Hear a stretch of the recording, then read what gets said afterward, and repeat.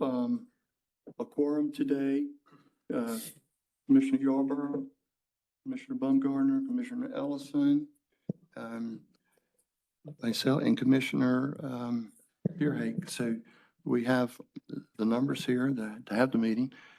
Commissioner Reardon is out of state and Commissioner Twitty is out of the country. So there'll be five of us today. We welcome you. And we thank you for traveling out from out of town. Some of you here are out of town, and we appreciate those also that are listening online. Before we get started, though, and call this meeting to order, do the honors of the North Carolina General Statute, and it's a mandate, it's 138A-15, that at the beginning of any meeting of the board, the chair shall remind all members that they are duty to avoid conflicts of interest under this subchapter. The chair also shall inquire as to whether there is any known conflict of interest with respect to any matters coming before the board at this time. Are there any? Seeing none, then we will move on to the minutes and approving the draft minutes that were provided for you 2 weeks ago and launched from the department. So hope you've all read the minutes, and we'll entertain a motion that we approve those. So moved. Yarborough. Commissioner Yarborough made a motion. We approve the minutes. We have a second. Second. Commissioner Baumgartner, thank you. Any discussion on the minutes? Thank you. We'll move forward. Oh, thank you. All those in favor say aye. Aye. All those opposed? Thank you. Thank you, Council. First item of business today is, and we do have an order of business today that we have 2 action items, and the first one in our order of business today is an action item that was discussed at our last meeting. It was brought up in our discussion with Karen Higgins with DWR, and she brought the information that's before you as our action item today on low flow, and in reference to those meeting minutes that we just approved. I'll go back and just give you a brief update quickly. Was asked to take the letter from the EPA, put it into a rule, and address EPA's comments. It was mentioned by Ms. Higgins that that was what DEQ had done with the item. Chair Solomon, thank you, Chair Solomon, for being here today. He's our EMC chair and sits in as with us today, and thank you. But he had suggested and stated that he wanted DEQ to hear any of Water Quality Committee's concerns before DEQ and have a final or an RA put together in draft form by the department. They did that. It was sent out to you. You had that to look over a final RIA. It was sent to OSBM. OSBM approved the RIA. So we are here today to look at the proposed provisions in this.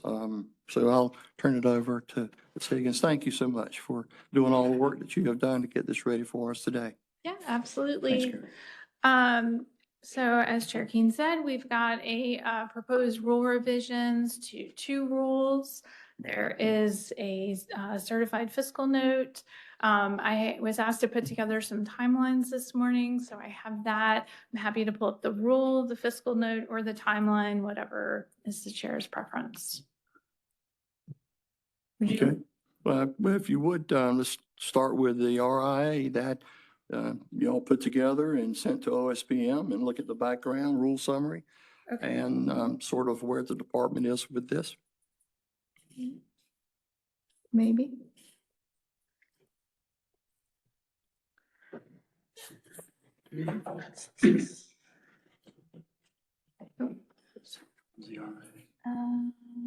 Right here.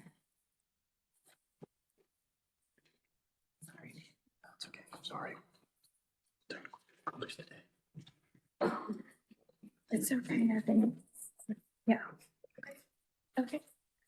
All right. So this is just the email that the document was approved.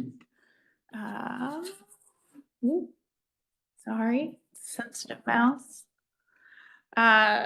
So the APA requires that we consider economic impacts to state governments, DOT, local governments, and whether there's a substantial impact.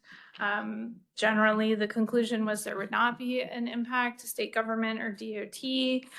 Impacts to local government and regulated community is primarily from the requirement in the session law.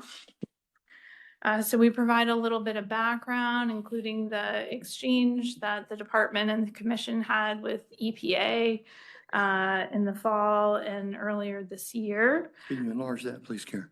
I'm sorry? Can you enlarge the presentation, please? I don't know. We can try. Yeah, just these overviews, just to bring the committee up to date.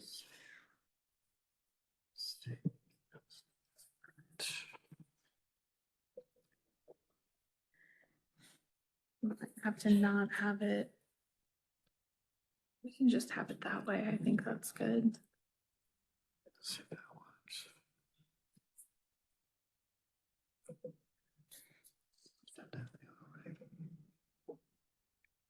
Will it let us share screen in this view? I think.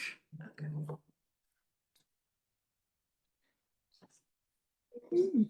All Better for right. you. Thank you. Okay. Thank you. All right. Let me go back up.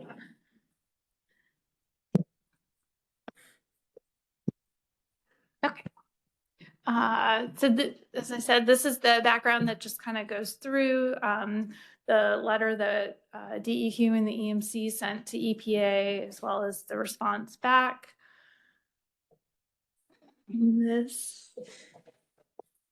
here we go.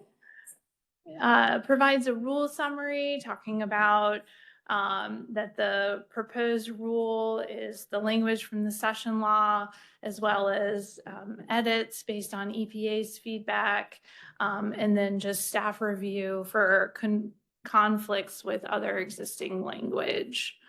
So we talk a little bit about each rule.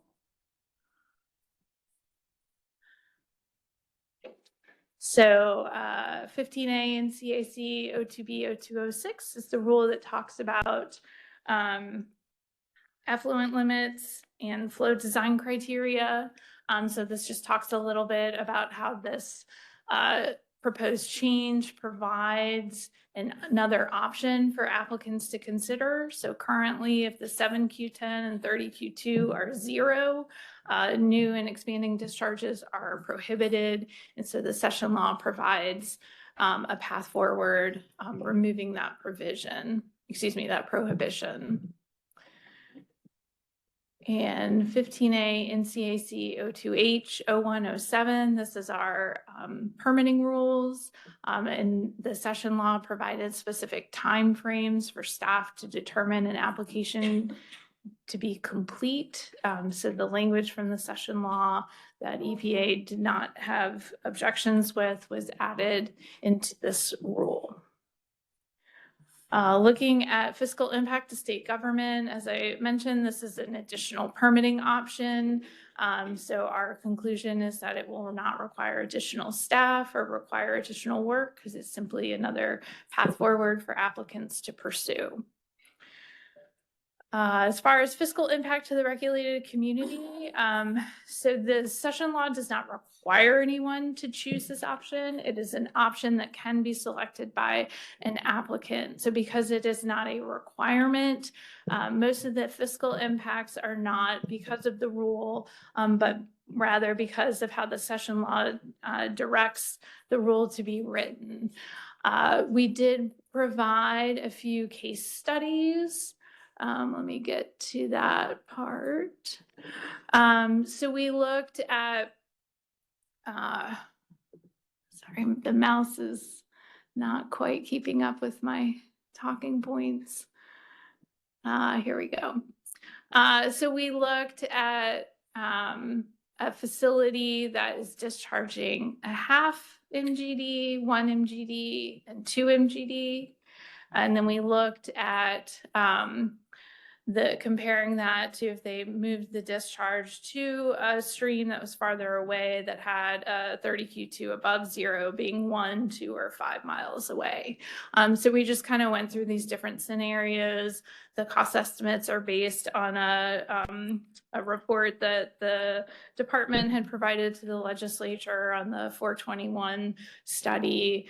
And what we found was that for very small facilities, there are cost savings, whereas for the 1 and 2 MGD scenarios, it depends on how far away the alternative discharge location would be, whether there's a cost savings or a additional cost from choosing this permitting option. And we were also asked to look at whether there was a fiscal impact to the environment. And so for this section, we really just sort of reiterated the language that you all saw in May, talking about the comments from EPA and how the language was modified in response to those comments to ensure water quality standards are met.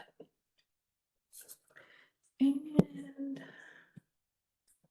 I think that's about it. So our conclusions, just sort of summarize everything that I went through, so I won't say it again a second time. Later in the fiscal note, and I can go through it if you'd like me to, it includes the rule. And then also, let me see if it'll let us get down there a little quicker. There is a crosswalk that I put in there. So on the left is the language from the session law. In the middle column is if the language was included in the rule. And then the column on the right provides an explanation for any revisions. So if anybody wanted to look through the session law, the proposed rule, and any explanation for differences, this crosswalk kind of helps you through that. I've got a question on, if I can, on the crosswalk. How many crosswalks did you do with EPA in this explanation? There's just 2 boxes showing, but you've got several. So how many crosswalks did you do over to EPA in reference to EPA? There's just 2 showing. So this is just for each provision in the session law, Yeah. like each bullet or paragraph or item, whatever they're called. And then, so I tried to do it each item 1 by 1 so you could clearly follow one to the other. So it wasn't to EPA. This is the session law language. But there were several parts mentioned in EPA crosswalk over to the explanation on the right.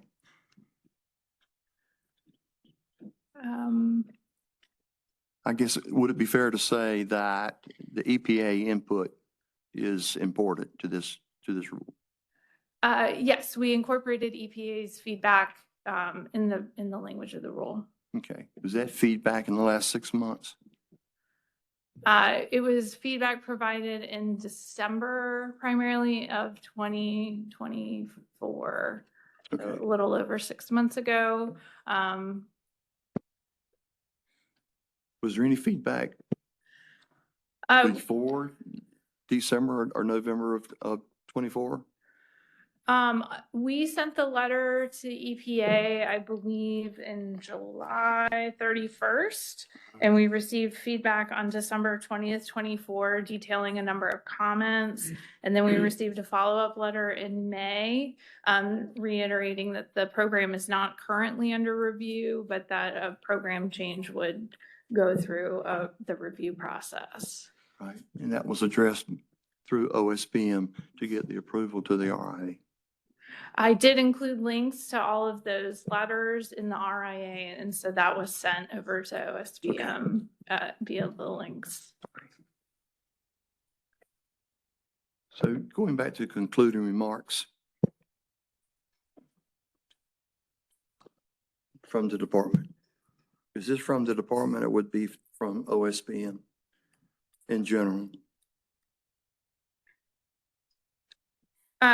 So That's it. this part right here, Yes, ma'am. we drafted this and sent it to OSPM for their review and approval. Could you enlarge that, please, and so we can all see that?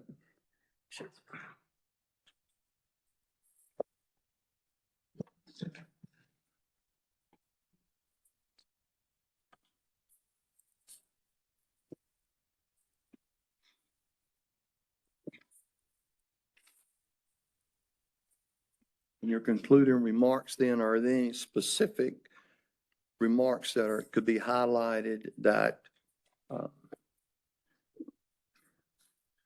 would cause any rule change to the RIA, minor or major changes that the department might come up to see either a minor or major change in the RIA if this does come out of committee and go to public hearing? I'm not sure. Do you mean if there's changes made by the committee, would we have to update the RIA? I'm not sure I understand your Yes, question. any changes from this committee concerning those remarks? Are there any remarks from the department that you have there that might indicate there might need some changing, minor or major? So the rule language was sent along with this language to OSBM for certification. So there's nothing that needs to be updated. If the committee changes the rules, we may need to update the fiscal note and send it back for certification. Okay, thank you. Is there a timeline as far as the mechanics of this rule? Is there a timeline on how we would proceed if we did move forward with this rule today? I'm not aware of a deadline in the session law. So just about the rulemaking time. Well, that as well as Yeah, so I do what they're have, asking and our timeline to meet their direction session requirement.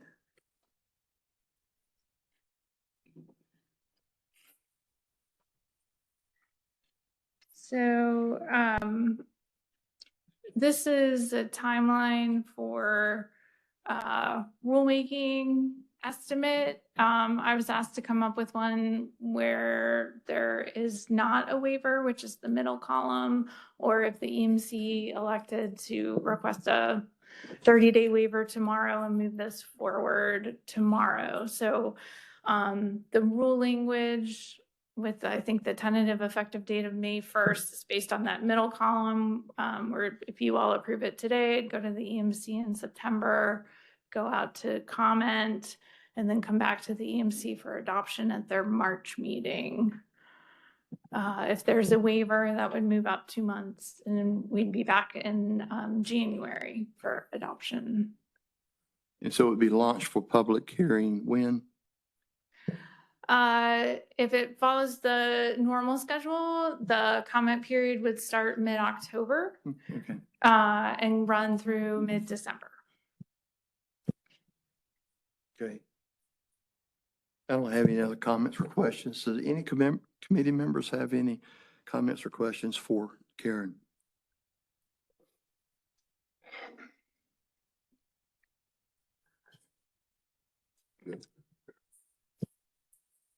Commissioner Deerake. Thank you. Just a couple of clarifications on paragraph G1A, page 3 of 5. The word rational is used twice. Is it used before that, or is rational defined anywhere prior to that? Rational method. That is a good question. The rational method, I think, is typically used for stormwater runoff. So I will have to check to see if that's defined in 2B or if it's defined in 2H. Do you think there is a definition somewhere? It's possible. I can check. It's kind of a vague word. Yeah. Okay. Yeah. Very curious about that. Excuse me, Marion. Yes. You're wondering what the rational method is? Is that Yes. Okay, it's a simple calculation of watershed yield to a point downstream. where you, it's an estimating technique Uh-huh. for how much flow would get to a certain point in a stream. It's a Okay. widely long accepted engineering method.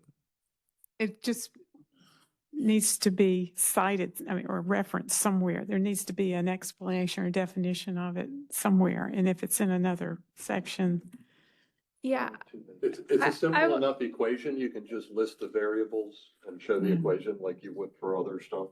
yeah, I will look. I think I am not in Demler, but I think Stormwater uses the simple method for a lot of their things. I'm not sure if they use the rational. Anyway, I will definitely check. If not, I can add a definition if that's okay.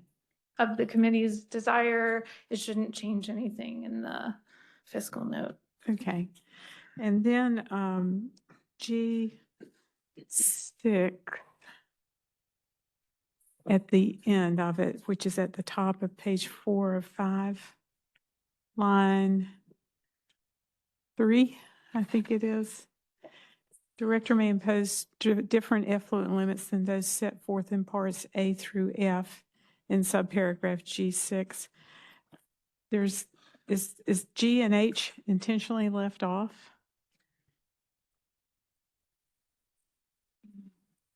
I don't think Could you so. pull that That's up on the probably screen, just Karen, please pull that up on screen so all the committee members can see that, please. Thank you. sure. And those at home, if they're watching, if they can see that.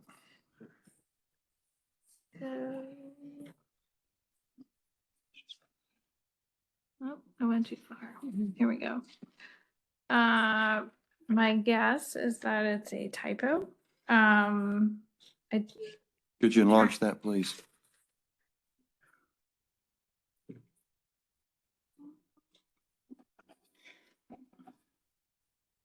Thank you. may just double check the language in the session law to see if it was specific.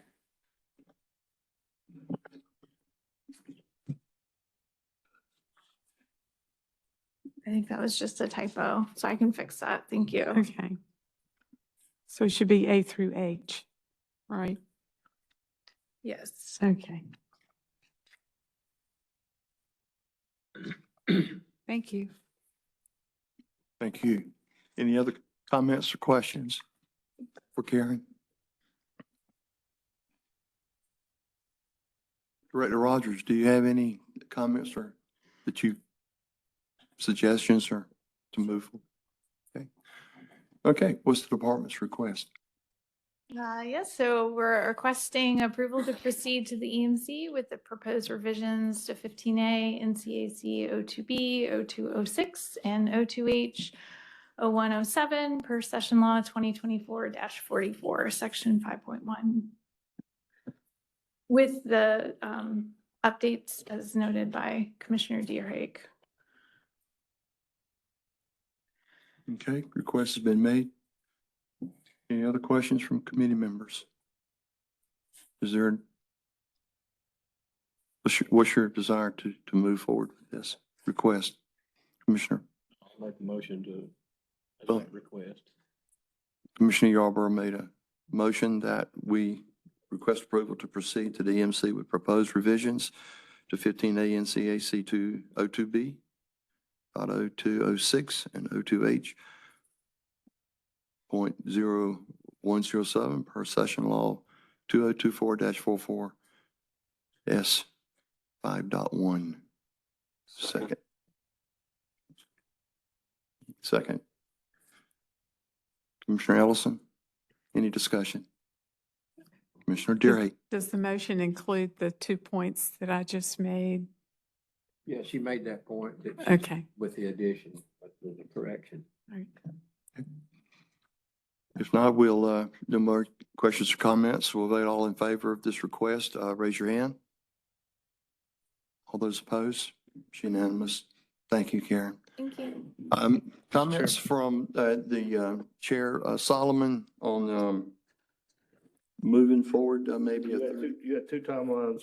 Does the committee have a preference? We'll make our own decisions tomorrow, but do you recommend the waiver or do you recommend not? That was the next piece I was going to ask, and I don't think that needs to be a motion as much as just, is there a preference of the committee? And we can vote on that tomorrow as a commission. Well, Consider the that item. consensus would be, hopefully, I would ask the committee members if they would like to move with a 30-day waiver, make that a suggestion or a request to the EMC tomorrow to put it on their docket. If, had to see if there were going to be any revisions that were going to pose a problem tonight, having to redo some changes and minors, getting, if there's none, according to what we just went through. So what's the pleasure of the committee to, if you want to vote on it, we can, or we can just submit a request that this have a 30-day waiver to the EMC Chair Solomon and move from here. Is there a deadline that's approaching on this? Well, that's why I asked earlier, is the deadline through the House and Senate. I mean, when they put together the session law, we've been working on this for some time. I would suspect it was back in, when was that, Karen? Was that, I guess. was it June, July? So There's we been just, quite a bit, there's been a previous session year. law about this matter. There's been this law from 2024. There's been a lot of interest over the last few years on this. I would like to move it on through tomorrow if this committee doesn't have objection. I'll ask it that way. Do you is see there a any problem with- objection from committee members that we asked for a 30-day waiver? For the commission to consider that tomorrow? We're not voting on the waiver. We're voting on whether I'm gonna put it on the agenda. I'm looking around. I don't see anybody say no, so I'll put it on the agenda. That's All right. fine. Thank you. I'll make it simple. Okay, thank you. Okay. Just a question, I didn't find the PowerPoint presentation, can we get that? There was none. There was no PowerPoint presentation with this rule. We were working through the IRA and the questions that were asked by the committee in the May meeting. I think he's talking about what's it. Yeah, we've got the two slides. The We'll, dates. we'll get those, we'll get those posted. They were done, earlier this morning to provide the timeline, for you as well as the motion, but we'll get those posted online. Okay, we'll move to the next action item, and that is a proposed rule change for O2B 0295 0703. Commissioner Baumgartner had asked some concerns with the department, and listening to some changes to this particular rule change. And I met with Commissioner Baumgartner and Director Rogers before the agenda went out on this subject, and they'd like to go ahead and put it on as an action item today, and it's up to the committee on how they want to move forward with it. So Commissioner Baumgartner has kindly stepped up to the plate and said he will present it. So Commissioner Baumgartner, the podium's yours. Thank you. Had your mansion.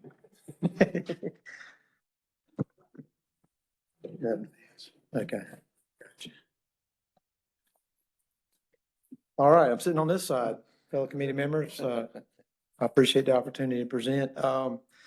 So it may be a little unusual, a little different for a commission member to stand up and request a rule change, but I think it's our duty as commission members when we see things that need to be changed and need to be addressed that we bring those forward. I would like to also say that, just give you a little bit of history on myself. I've spent most of my career in the mitigation, in and around the mitigation industry. In the private sector, was director of mitigation services here in DEQ for several years, and have worked both nationally, in-state, out of state on mitigation issues. So I feel like I know a little bit about this topic. On that note, I have dealt with the nutrient and buffer program for many years here in state, and throughout several of the rule changes, and in fact, whenever the rule was actually promulgated, I was actually either in state or working in the state or with private industry, one of the two. So I've tracked that pretty hard over the years. A little bit about mitigation for those that don't know. DEQ, or the 404 program through the Corps, writes impact permits. They impact streams, impact wetlands, impact buffers, or have some impact to some nutrient that nutrient issue that requires a permit. when those permits are written, there has to be mitigated for. And in most cases, it's called compensatory mitigation, pay for mitigation. Somebody pays for bringing that mitigation to the table. The act of doing a restoration to a site produces a tangible, marketable credit. That's what the trading is, the compensation for that impact is. And credits are marketable for replacing that impact. A mitigation site is generally a mitigation site plan, and it's identified, it's determined its viability as a site by the regulatory entity. A plan is developed on how that will be taken care of and mitigated for, what they're going to do, and monitoring occurs. And there is a performance standard that is put in to each one of these projects. In this case, with the buffer and nutrient program, it is all approved by DWR. That is different than the 404 program that's all approved by the Corps, or they have the responsibility for it and have consultation by other agencies, including in this state, DWR. The buffer nutrient program is solely DWR's program. There is no interaction between the 404 program. So that's a point I just want to make sure that everybody understands. For the most part, the projects that are done to supply mitigation in this state for the buffer nutrient program are planting of trees. They're not engineering plans. They are planting of trees, finding a site, planting buffers that will apply for the nutrient or the buffer program. These are done through either private bank or North Carolina's in lieu fee program, which happens to be the biggest in lieu fee program in the country, and provides more mitigation than any other entity in the country.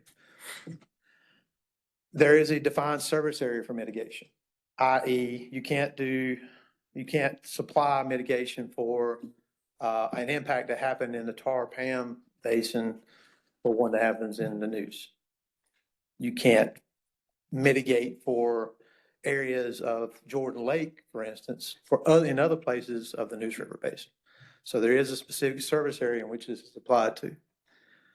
And like I said earlier, a large majority of these mitigation projects we're talking about in this buffer nutrient offset program are tree planting plans. Over the years, this offset program, the mitigation program for buffer, I keep saying buffer and nutrient, has become increasingly complex. There has been an effort over the years to simulate this 401 program, much like the 404 compensatory mitigation program. 404 compensatory mitigation program is run by the Corps of Engineers. It has an interagency review team, a team of different entities that come and comment on each plan.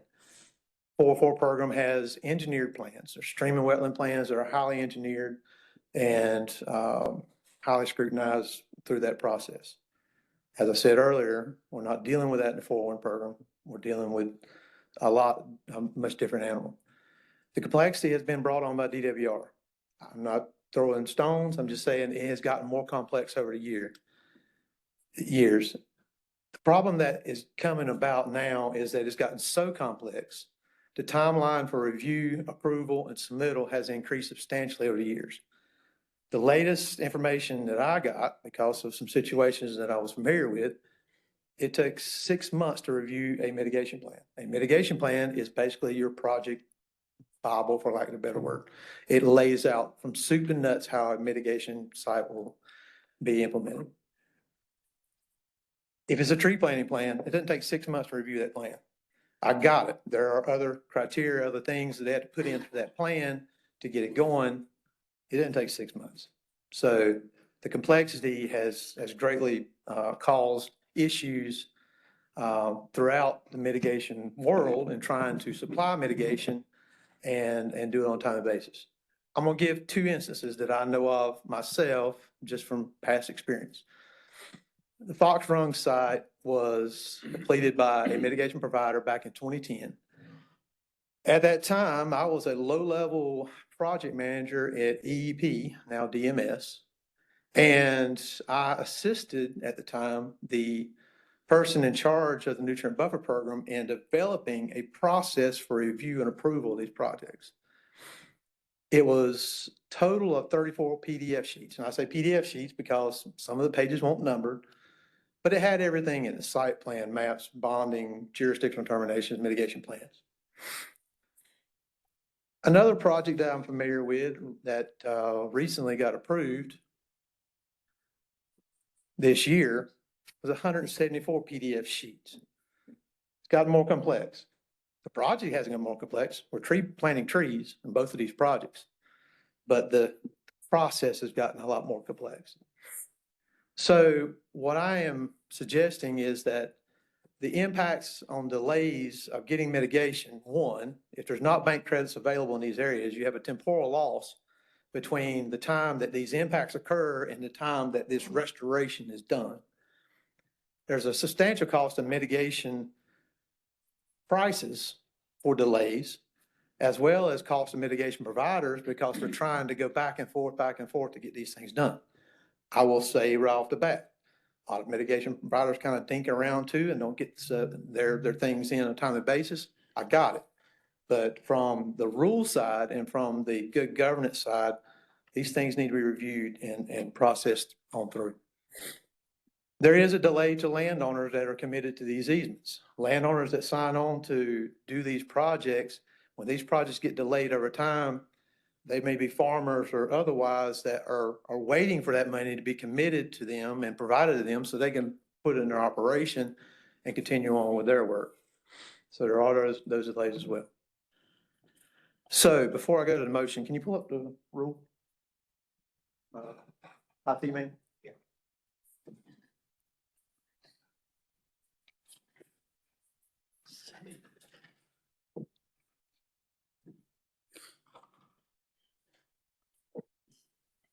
Well, while he's doing that, a point of clarification.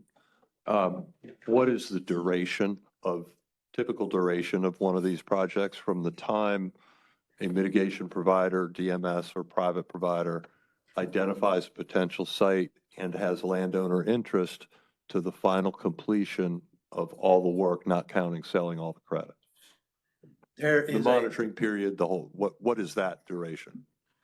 establishing the project, from establishing a project mitigation plan and construction for these, which is tree planting, should not take more than a year from soup to nuts for that to occur. And some of it's because of planting window to make sure these plants go in.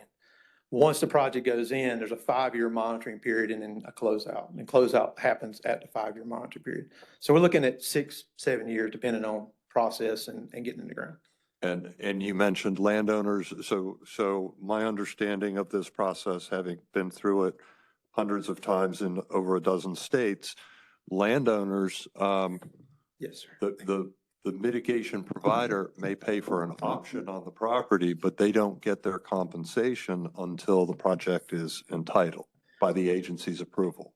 Generally, the landowner does not get their compensation until the conservation easement is closed.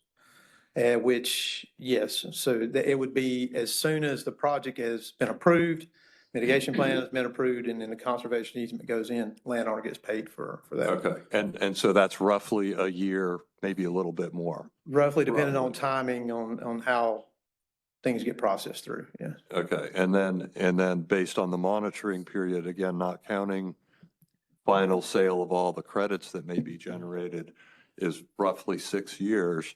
So the mitigation project sponsor has money at risk for at least 6 years, and they deserve and expect a return on their investment. So these delays, time value of money, cost them more than just a little bit. It is conceivably a significant amount. Yes, I was going to, so my purpose in doing this is just to put it out there, so I didn't dive into a lot of the details and all that, but I was going to look at the millions of dollars this industry has for nutrient buffer but it is substantial. And I expect that, but it just in the interim, while he was calling up the rule, I wanted to point out that there's a lot of money involved in these projects. There are a lot of moving parts and a lot of people involved, so that this isn't just a a minor time thing. You mentioned it. I just wanted to Sure. reinforce that it's a significant financial impact on the regulated community and on beneficiaries of the regulation, i.e. landowners. Absolutely. Thanks for pointing that out, reiterating that, because it is substantial. And that's one of the reasons that I think is, as commissioners, that we need to address this and something, if there's a rule that provides for the impact and that makes it a permitted impact, the compensation for that impact needs to occur just as easy as the impact did. Because a lot of folks that work in mitigation know it's more complex to do the mitigation than it is to do the impact. And it needs to be less complex.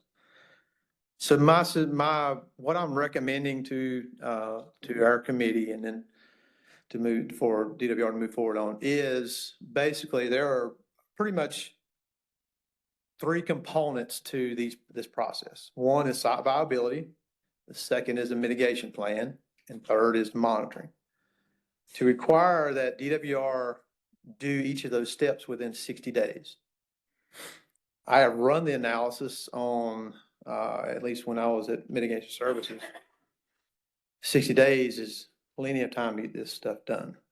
This shouldn't be a hindrance to DWR at all, but it's not 6 months for each one of these steps. So what I'm proposing, and you'll see in this rule that was posted, or draft rule, and I apologize, I'm not a rule writer. I've just put this in as a placeholder for DWR to fix as they are the rule experts.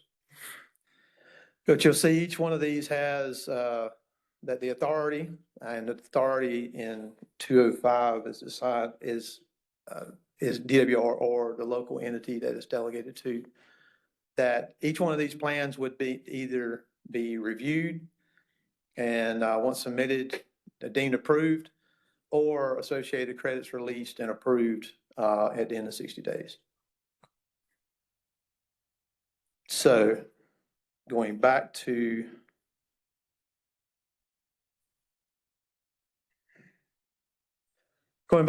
my motion that I'm putting forward to committee, I would, and Mr. Chairman, I don't know if you want discussion first, if you would, before we proceed with any motion. No, sir.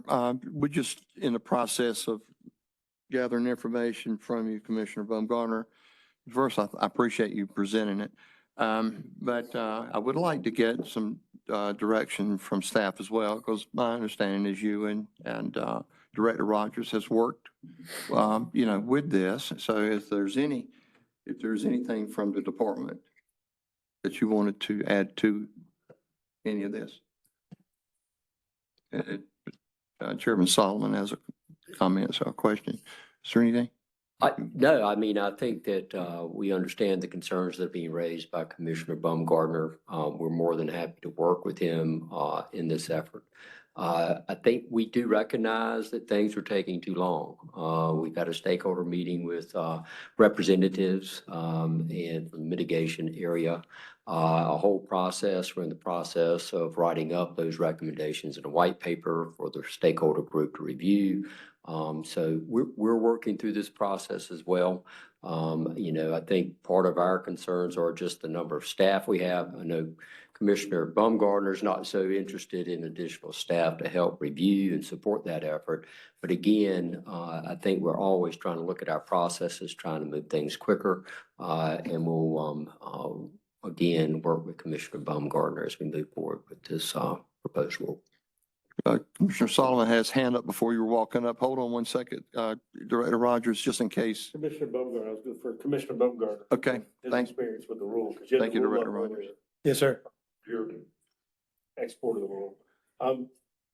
You did this hand to hand. I guess Commissioner Ellison, you did it hand to hand for a while too. Has anything changed? You showed that example of 33 sheets versus 174 sheets and how, has anything substantially requirements in the rule or the statutes changed to make that proliferation of sheets and process?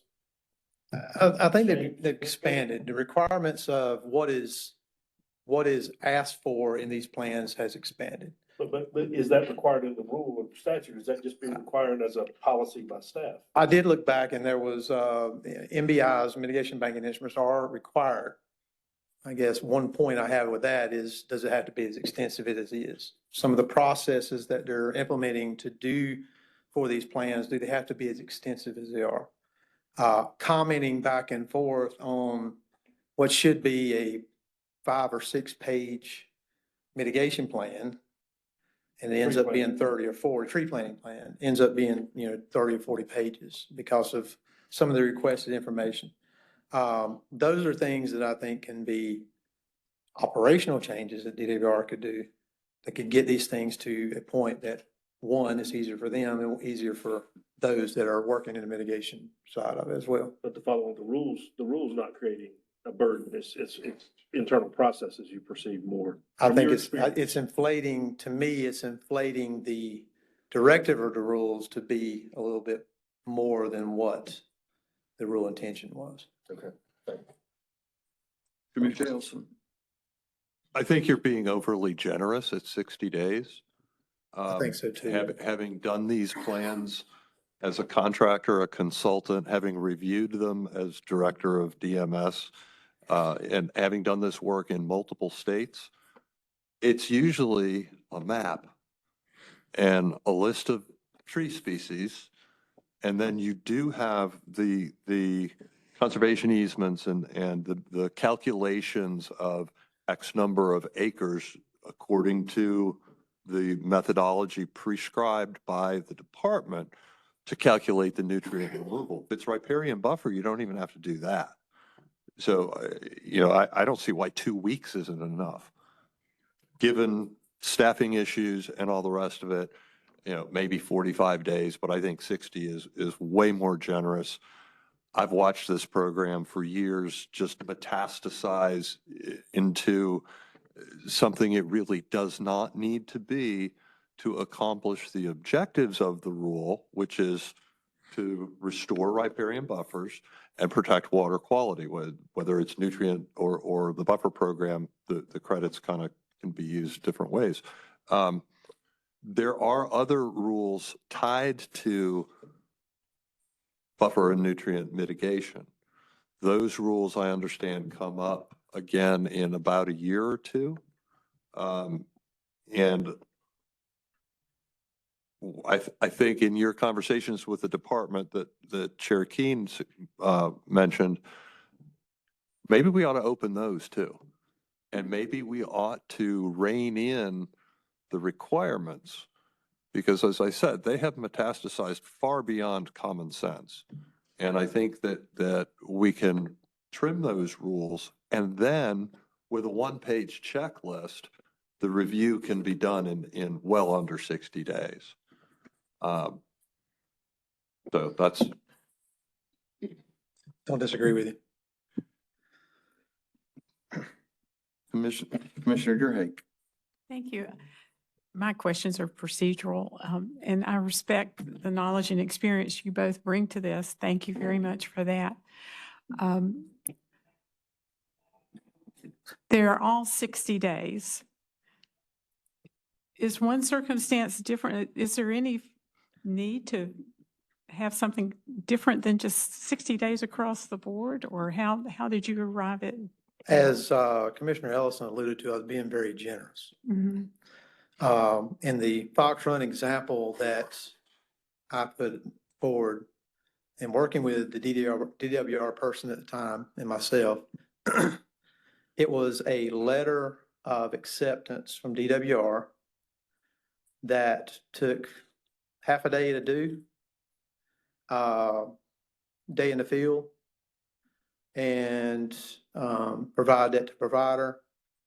Provider develop a 5 to 10 page mitigation plan, which is we're going to plant trees. We're going to put them, there's no erosional issues. We're going to fertilize them this rate if there's any fertilization. It meets the buffer requirements and the calculations because of this. Here's the credits that are going to be developed. Here's the monitoring and here's the performance standard. To answer your question directly, no, I was trying to, because I was told 6 months was the time period. I was trying to rein this in so it actually wouldn't blow people's world up too bad. But to answer your question directly, and I know I keep saying it, a lot of this can be done in days, weeks, where, yes, if I had my druthers, project viability should take 15 days. Mitigation plan should take 30 days, and monitoring plan review should take a week. It's just that, but I just did a blanket 60 days just to try to have something that people could understand and get along with, but not be too restricted. Does that, if I may, does that judgment of length of time, that's for an individual making a request, does that also account for the workload that the staff what's the average workload that the staff has? How many requests do they have at any one time to process? I don't know. I haven't delved I have, but I don't know those numbers to provide to you. And well, like I said, I wanted to put this on the table and then start having the discussions and get this process going. And I think those things that you're asking will be flushed out in that time period. Well, so that sort of leads me to the next one. What I'm understanding is you would like it to come back to this committee. Correct. Okay, then I would suggest rule drafting instead of rule making. At this stage, we're developing a draft rule. Tomato, tomato, but I got you. Yeah. Yeah. And then the other thing I would ask for you all to consider is, in addition to having a statement, or just by assuming that no response defaults to an approval, Correct. are there exceptions that need to be articulated in a rule? Is there anything unusual, any unusual circumstances that may require not just presuming that if they didn't reply in 60 days, then they approve of it? If I remember correctly, the 404 permitting process has a 45-day window and deemed approved at the end of that if no response. I don't understand what would be the difference here. Well, I'd so say I don't know this work as well as y'all do. I Sure. just didn't know whether there were very unusual cases where you needed to have an exception clause in the rule. I don't see it because, I mean, as Commissioner Ellison alluded to, 60 days is a long time for this to happen. I can't imagine an exception that should take more than 60 days to get this stuff done. Commissioner Ellison with a follow-up. There is a potential exception for nutrients where stormwater control measures can be implemented, like stormwater retrofits, or like an area of Durham that never had, it was built long before stormwater management. You can install something, a highly engineered structure, and get nutrient credits from that. Unfortunately, in large part because of the financial, the way that sort of project would have to work financially and the complexity of the review period, that I think there's only been 2 built in the state in the past 25 years, and one of them was built by EEP and was an abject failure. So it's not it would be very rare, but I can understand the need to put an exception for engineered stormwater control measures as an exception, because necessarily they're highly engineered. So there's a lot of engineering calculations that go into them. And I can see that review only because of the back and forth that may be required between the agency and the project proponent. I could see that taking more than 60 days. But as I said, other than the 2 exceptions that I know about, everything else, there's no reason it should take more than a week to review the documents, assuming it's a complete application up front. It's green end up on planting trees. It's not rocket science. So my, just for clarity, then you're asking basically just to get this out to rulemaking, which would come back to the committee. We would do the mechanics of it. Rule drafting Yeah, too. well, Rule address rule variance drafting, concern. pardon me, rule drafting, which would absolutely come back before the committee. Absolutely. And then possibly an RIA and then, all of the above. So what you're asking is it go out to rule draft?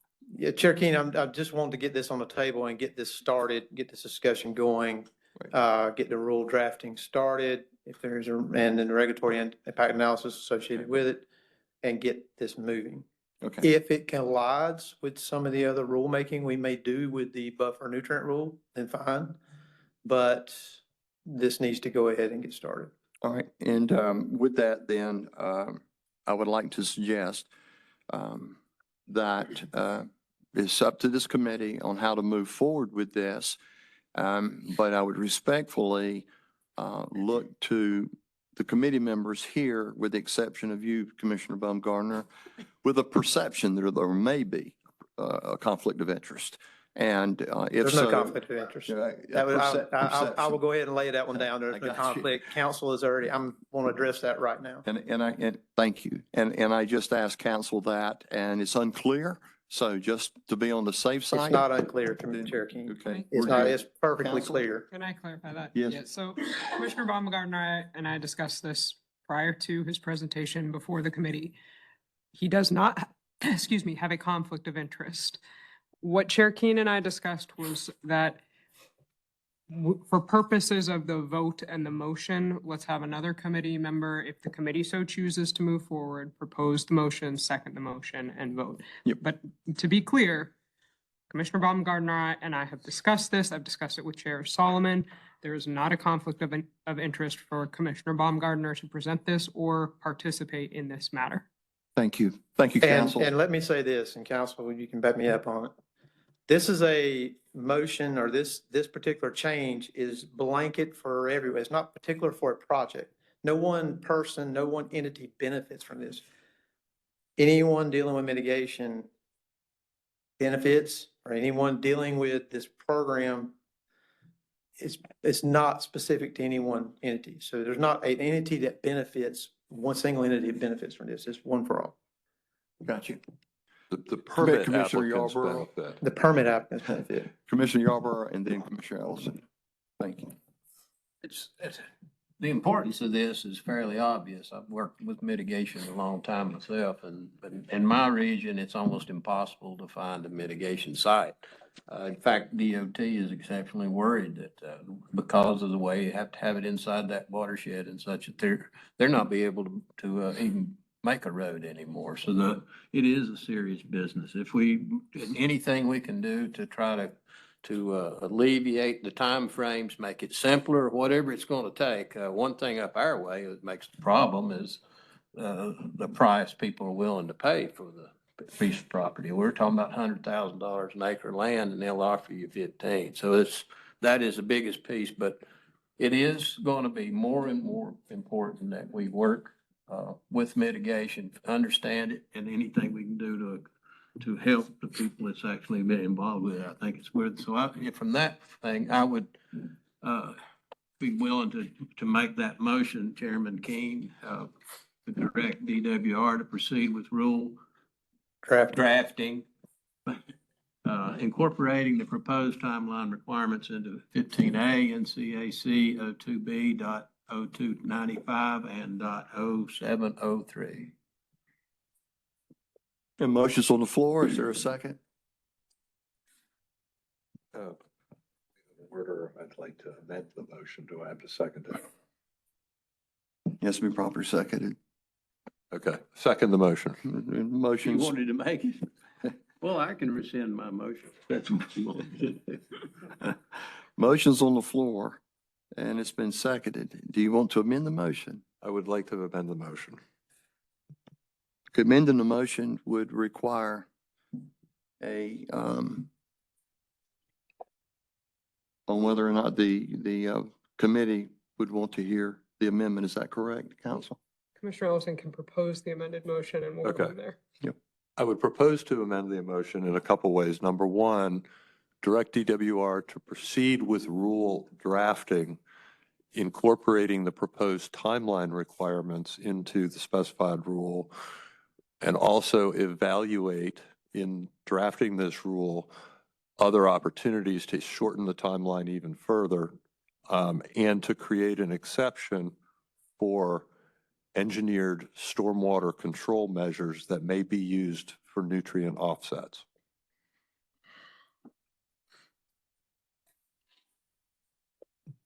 Okay, that amendment is on the floor. It has to be seconded.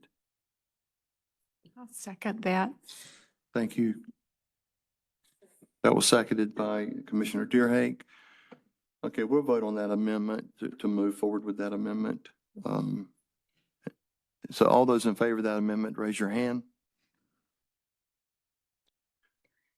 That's unanimous. The amendment moves forward then, and then the first motion, as I understand it, is So gone. now- Correct, now you need to vote on the And amended, now we'll vote on the original motion, the amended motion. the amended motion. The original amended. That's right, the original amended motion, which, that was a long paragraph.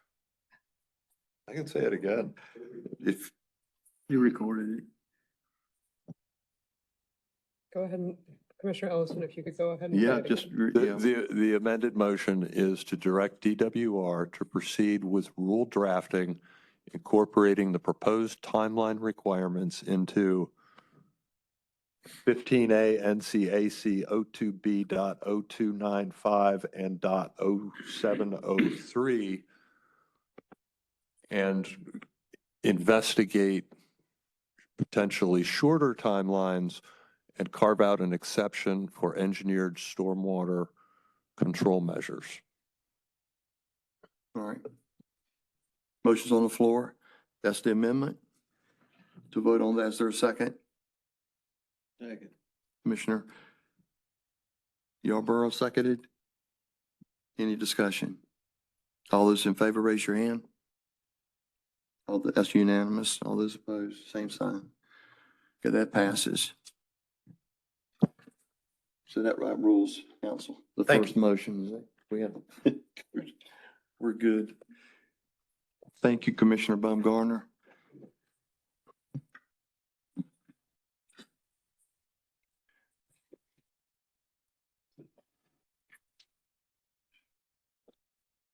So with concluding remarks from Director Rogers. Concluding remarks, please. Thank you, Mr. Chair. I don't have any comments for the committee. I'll reserve my comments for the commission tomorrow. Thank you. Thank you, Director Rogers. Start with comments to my right. Commissioner Yarborough. You have any comments? Commissioner Baumgartner, Commissioner Ellison? No, I'd like to thank Commissioner Baumgartner for bringing this issue forward and providing an informed solution, because I think there are a lot of opportunities for expedited reviews throughout the regulatory processes. Commissioner Deerhake. Again, I appreciate everyone being here today. Appreciate those online and those who have an interest in what is benefiting the environmental piece here in North Carolina as we move forward on the Water Quality Committee. It's not easy. It's challenging, but we have dedicated staff and we have dedicated committee members. And I appreciate Chair Solomon being here today, and also look forward to serving with our newly appointed House-appointed member, Commissioner now Jared Wright. He is in the audience, and we look forward to working with Commissioner Wright in the future and those who are coming from the governor's office in that appointment piece as well. So moving forward, we thank you again. Stay safe and going home, and the meeting is now adjourned. Thank you.